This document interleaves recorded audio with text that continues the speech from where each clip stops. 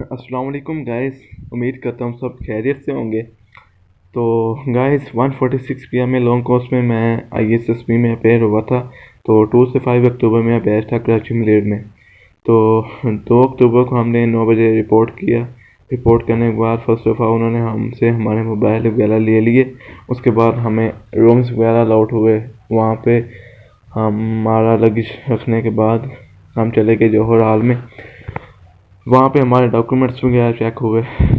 Document check होने के बाद हमें जो चेस्ट नंबर वो अलॉट हुए। उसके बाद हमारा प्रोसेस शुरू हो गया फॉर्म फिलिंग का। पहले 2 फॉर्म हमें दे दिए गए। ए बी फॉर्म था, वो था बायोडाटा फॉर्म।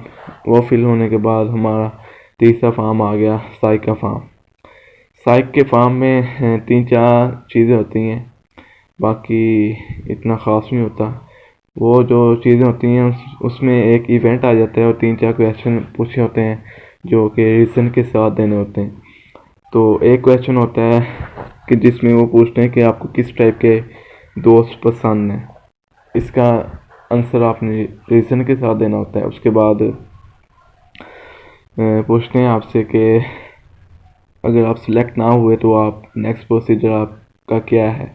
इसका भी आपने रीज़न के साथ आंसर देना होता है। उसके बाद आपकी फेवरेट पर्सनैलिटी पूछते हैं, तो वो भी आपने बतानी होती है। उसके बाद एक इवेंट होता है जो मेन चीज़ होती है। इवेंट पूछते हैं, तो मेरी मतबा जो इवेंट आया था वो था कि एम्बिशन ऑफ लाइफ मीन के ज़िंदगी का मकसद। तो ये फिल होने के बाद हमें उन्होंने फ्री कर दिया तकरीबन। फिर ईशा के बाद हमें उन्होंने फिर बुलाया जौहर हाल में। वहाँ पे हमारे फिर ग्रुप्स वगैरह बने और ग्रुप वाइज हमें चेस्ट नंबर अलॉट हुए। तो इस तरह ये हमारा था फर्स्ट डे। सेकंड डे के स्टार्ट पे उन्होंने तकरीबन सुबह 4 बजे हमें उठा दिया।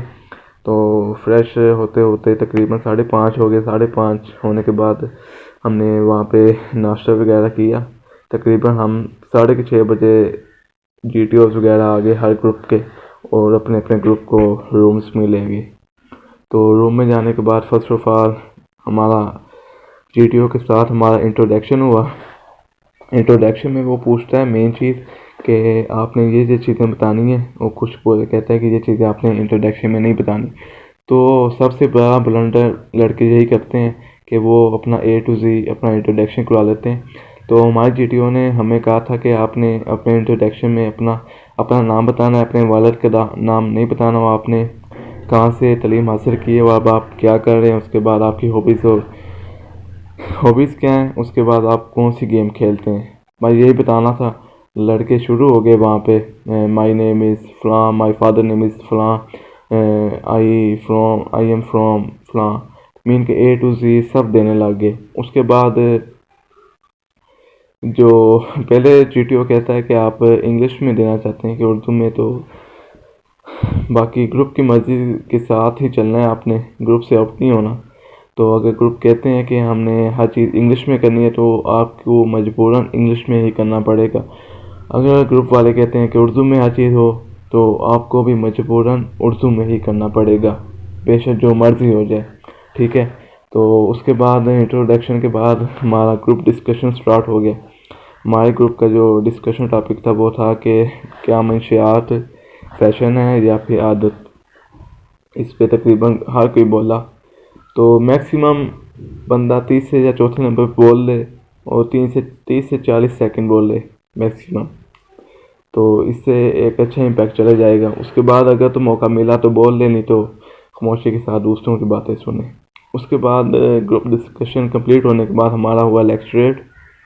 लेक्चरेट में मुझे जो टॉपिक गिवन था वो था कि क्या औरतें मुल्क की तरक्की में अहम किरदार अदा करती हैं कि नहीं।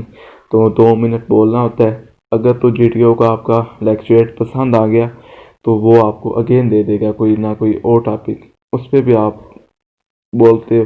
तो उसके बाद लेक्चर ख़त्म होने के बाद हमारा होता है वो ग्रुप प्लानिंग।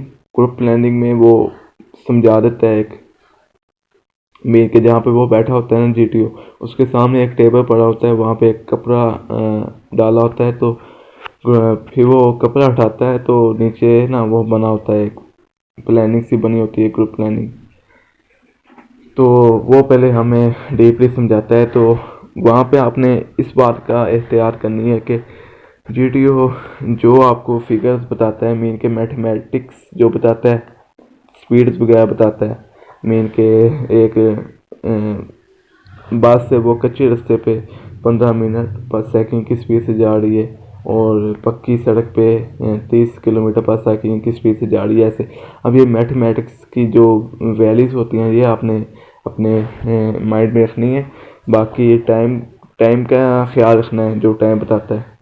उसके बाद बस यही चीज़ होती हैं याद करने वाली। बाकी ग्रुप प्लानिंग किसी की भी कंप्लीट नहीं होती, लेकिन अल्हम्दुलिल्लाह हमारे ग्रुप में हमारी ग्रुप प्लानिंग कंप्लीट हो गई थी। तो उसके बाद ना ग्रुप प्लानिंग में एक बात ये भी ख्याल होती है कि बाद का जीटीओ पूछ लेता है कि कोई आप में से कोई बता सकता है कि नॉर्थ साउथ और ईस्ट वेस्ट कहाँ पे है। तो आपने ना ध्यान रखना है कि जब वो आपके सामने एक चार्ट वगैरह होगा ना, तो वहाँ पे कॉर्नर पे ना एक नॉर्थ का ना आपको वो तीर बना एक नज़र आएगा, बिल्कुल कॉर्नर पे होगा। तो जिस साइड पे ना वो नॉर्थ का है ना, उसकी अपोजिट साइड पे साउथ होती है, उसकी राइट साइड पे ईस्ट होती है, उसके लेफ्ट साइड पे होती है वेस्ट।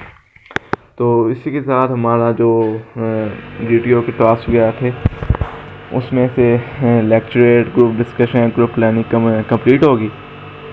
देन हमें उन्होंने तकरीबन 8 बजे हमें फ्री हो गए थे। इससे तो उन्होंने फिर कहा कि आपके होंगे साइक के टेस्ट। तो फिर हम चले गए जौहर हाल में। तकरीबन 10 के बजे हम जौहर हाल चले गए और 10:30 बजे हमारे टेस्ट स्टार्ट हो गए वहाँ पे साइक के। तो साइक के टेस्ट में फ़र्स्ट ऑफ ऑल हमारा टेस्ट हुआ उर्दू के जुमलात कंप्लीट करने थे। ठीक है, 26 के 2 सेट होते हैं और 6 मिनट गिवन होते हैं दोनों को कंप्लीट करने के लिए। ठीक है, तो मेरे सेट में जो आए थे वो थे कि अकेले कमरे में अंधेरी रात में, रात के वक्त, उसके बाद इस तरह के आते हैं। उसके बाद फिर हमारा हुआ इंग्लिश के कंप्लीशन, सेंटेंस वगैरह कंप्लीट होने थे इंग्लिश के, वो भी 26 के 2 सेट होते हैं, उसको भी 6 मिनट गिवन होते हैं। तो उसकी इस टाइप के आते हैं कि in the war my biggest mean के मेरी सबसे बड़ी गलती, इस तरह के मीन के उर्दू और इंग्लिश दोनों के मिलते जुलते होते हैं।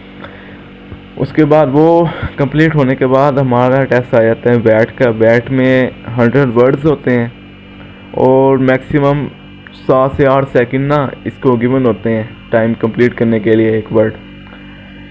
तो इसकी जितनी आप प्रैक्टिस करोगे ना तो उतना ही आपके लिए बेस्ट होगा। ठीक है, बैट में हमारे पास वर्ड्स आ जाते हैं, इतने ज़्यादा नेगेटिव भी नहीं देते। तो इसमें हमारे पास जो वर्ड्स आए थे वो थे बैकवर्ड, उसके बाद प्ले, उसके बाद आ गया था हमारे पास एक सेक्स, उसके बाद अंडर ग्राउंड, उसके बाद सिख, उसके बाद लाए, इस तरह के आते हैं। ठीक है, हाँ अच्छा, ये कंप्लीट होने के बाद हमारा जो आ जाता है वो आ जाता है पिक्चर स्टोरी, पॉइंट स्टोरीज वगैरह। पिक्चर स्टोरीज में हमारी 4 पिक्चर स्टोरी होती हैं और हर पिक्चर स्टोरी कंप्लीट करने के लिए हमारे पास जो 4 मिनट गिवन होते हैं। तो मेरी दफ़ा जो पिक्चर स्टोरी मुझे आई थी वो थी कि एक औरत बैठी होती है सोफे पे, उसके सामने एक टेबल होता है, टेबल के साथ एक आदमी खड़ा होता है, उसके हाथ में पिस्टल होता है।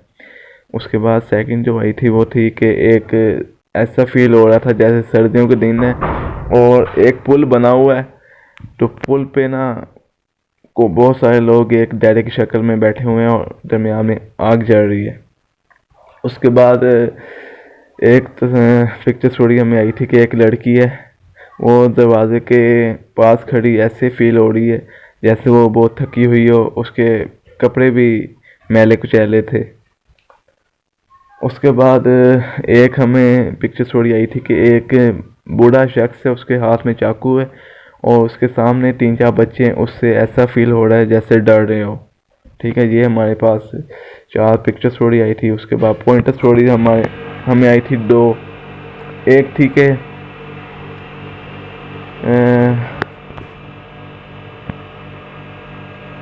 Standing alone in a road suddenly, mean के सड़क पर अकेली खड़े होते हुए अचानक।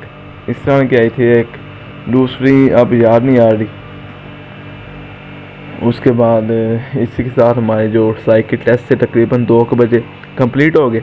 उसके बाद साइक के टेस्ट कंप्लीट होने के बाद ना उन्होंने कुछ ग्रुप्स वालों को कह दिया कि आपके आज डिप्टी का इंटरव्यू होगा, और कुछ ग्रुप वालों का नेक्स्ट डे इंटरव्यू होने थे। ठीक है, तो इसी तरह सेकंड डे भी अपने इख्तिताम को पहुंचा।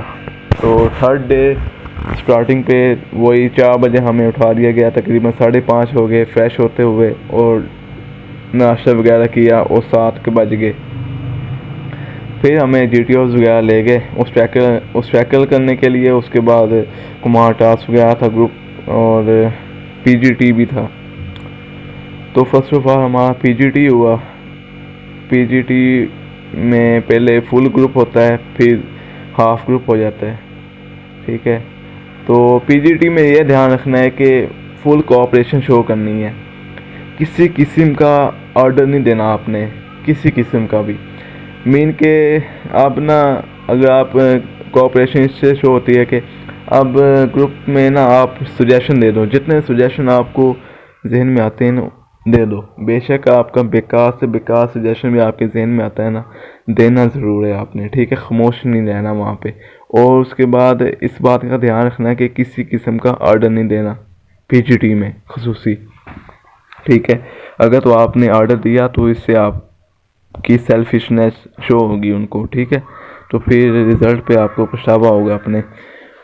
उसके बाद PGT कंप्लीट होने के बाद हमारा हुआ कमांड टास्क।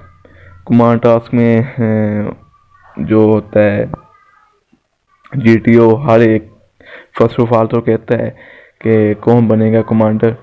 तो कोई थे चेस फेलो जिनने हाथ नहीं उठाया, कोई थे जिन्होंने हाथ उठा दिया। तो इसकी कोई इतनी होती नहीं है कि आप ना भी उठाओ तो इतना काम ख़राब नहीं होता है इससे। उसके बाद कमांड टास्क में पहले छोटा सा इंटरव्यू होता है हर एक का GTO के साथ।